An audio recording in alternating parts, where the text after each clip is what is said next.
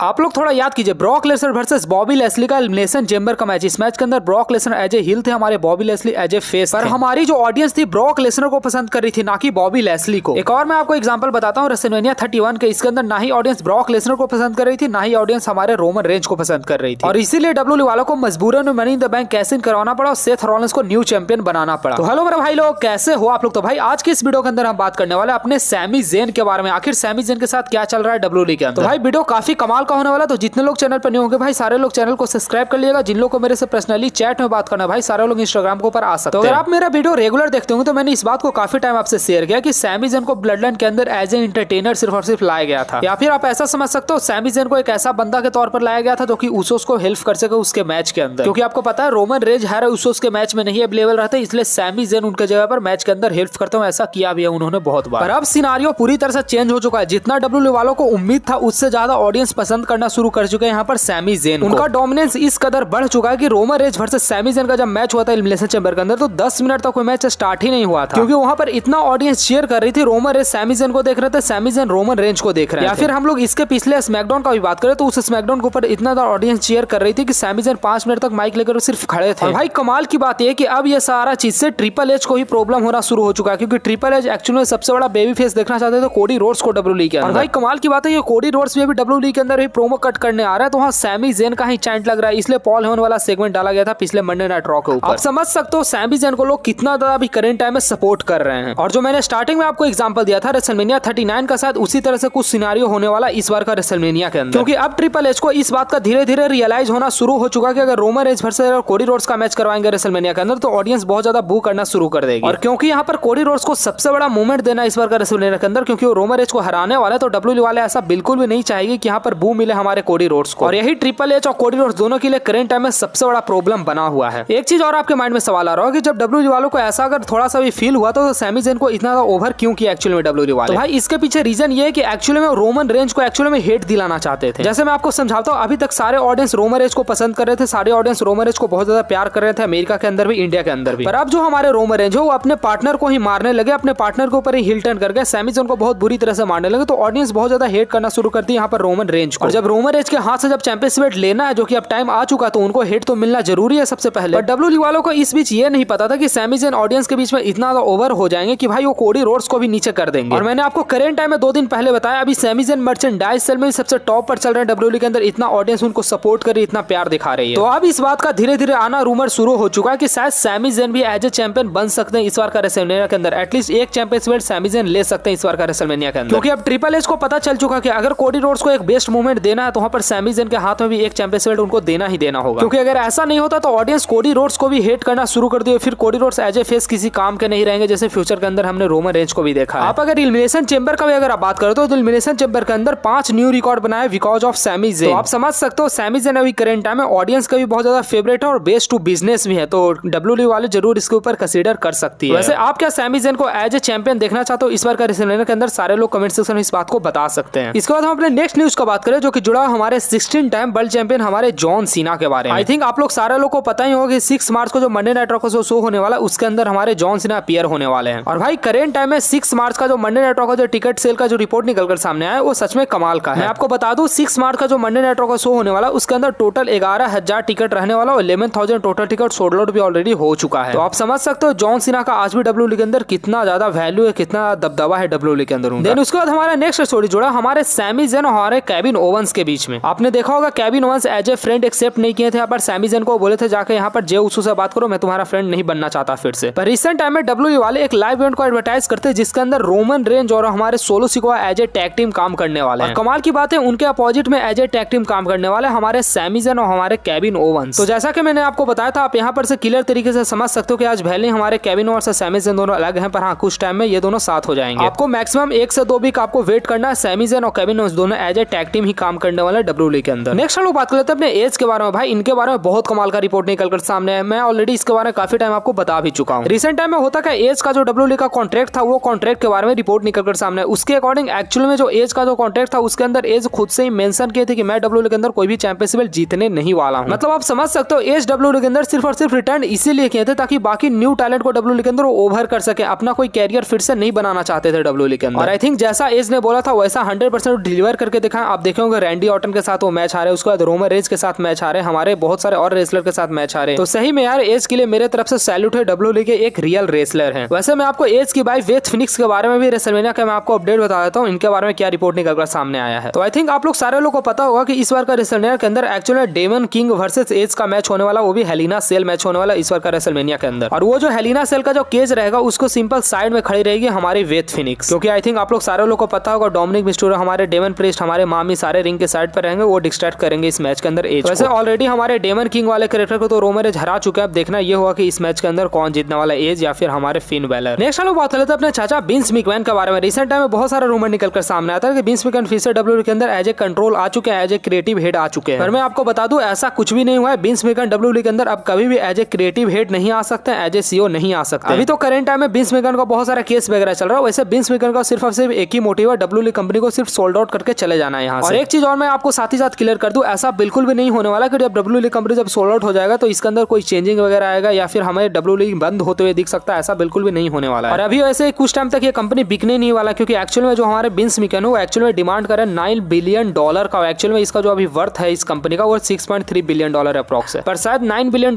देकर फ्यूचर के अंदर इस कंपनी को कोई खरीद भी सकता, पर हाँ उससे डब्ल्यूडब्ल्यूई कंपनी को कोई फर्क नहीं पड़ने वाला, आपको कोई भी चेंजिंग वगैरह नहीं देखने को मिलेगा कंपनी के अंदर। नेक्स्ट हम लोग बात करें अपने जे उसो और जिमी उसो के बारे में। रिसेंट टाइम में जो इनका जो 2K23 जो गेम आया डब्ल्यूडब्ल्यूई वाले का, उसके अंदर एक्चुअल में रेटिंग में डिफरेंस है। इसके अंदर जो हमारे जे उसो का रेटिंग है वो हमारा 90 और हमारे जो जिमी उसो का रेटिंग है वो हमारा 89 है। और इसी पोस्ट को लेकर रिसेंट टाइम में उन्होंने सोशल मीडिया के ऊपर इस तरह से टीज किया जिससे ये साफ तरीके से देखा जा सकता है कि फ्यूचर के अंदर हमें जे उसो वर्सेस जिमी उसो का मैच देखने को मिल सकता है। भाई मेरे ख्याल से अगर डब्ल्यूडब्ल्यूई वाले अगर इन दोनों का स्प्लिट कर देते तो बहुत अच्छा होगा डब्ल्यूडब्ल्यूई के लिए, मेरे ख्याल से बहुत ज्यादा अच्छा होगा। आप खुद ही देखो यार, उसोस डब्ल्यूडब्ल्यूई के अंदर 2011 में डेब्यू किए थे, हमारे रोमन रेंज डब्ल्यूडब्ल्यूई के मेन रोस्टर के अंदर 2012 में डेब्यू किए। और देख लो आज हमारे रोमन रेंज कहां है, हमारे उसोस कहां है, आज भी वो डब्ल्यूडब्ल्यूई के अंदर एज ए टैग टीम ही काम कर रहे हैं। तो ये मेरे ख्याल से काफी एक डिसएडवांटेज है टैग टीम का। वैसे मैं आपको बताऊं, आपको कल स्मैकडाउन के ऊपर लिटरली बहुत सारा चीज देखने को मिलेगा। आपको सैमी ज़ेन का आगे स्टोरी लाइन बढ़ते हुए दिख सकता है, हमारे जे उसो हमारे रोमन रेंज दोनों के बीच में कंट्रोवर्सी वगैरह कुछ देखने को मिल सकता है, क्योंकि आपको पता ही है एलिमिनेशन चैंपियन के अंदर हमारे जे उसो पूरी तरह से साथ नहीं दिए थे रोमन रेंज। साथ ही साथ आपको डोमिनिक मिस्टूरो, आपको रे मिस्टूरो दोनों का स्टोरी लाइन भी आगे बढ़ते हुए दिख सकता है, क्योंकि ऑलरेडी आपको पता है डोमिनिक मिस्टूरो जाने वाले हैं आपके स्मैकडाउन के ऊपर। साथ ही साथ हमारी जो रिया रिप्ले वो भी शार्लेट फ्लेयर को कल के स्मैकडाउन के ऊपर कन्वर्ट करने वाली। तो भाई कल का स्मैकडाउन बहुत कमाल का होने वाला है। तो इसलिए रिक्वेस्ट आपसे भाई सारे लोग चैनल को जरूर से सब्सक्राइब कर लियो, क्योंकि कल पूरे यूट्यूब के ऊपर सबसे पहले स्मैकडाउन का रिव्यू हमारे चैनल के ऊपर आपको देखने को मिलेगा। और साथ ही साथ जिन लोगों को मेरे से पर्सनली चैट में बात करना है भाई सारे लोग इंस्टाग्राम के ऊपर आ सकते हैं, मैं इंस्टाग्राम के ऊपर सबसे पर्सनली बात करता हूं। और साथ ही साथ आपको क्या लगता है सैमी ज़ेन को इस बार का रेसलमेनिया के अंदर एज ए चैंपियन बनकर निकलना चाहिए या फिर नहीं? सारे लोग कमेंट सेक्शन में इस बात को बता सकते हैं। हाँ, अगर आप हमारे वीडियो को यहाँ तक देखे हो तो भाई कल अपने सेकंड चैनल के ऊपर बहुत बड़ा मैं न्यूज अनाउंस कुछ करने वाला हूं, तो भाई वो चैनल को सारे लोग सब्सक्राइब कर लीजिएगा जितने लोग नए हो।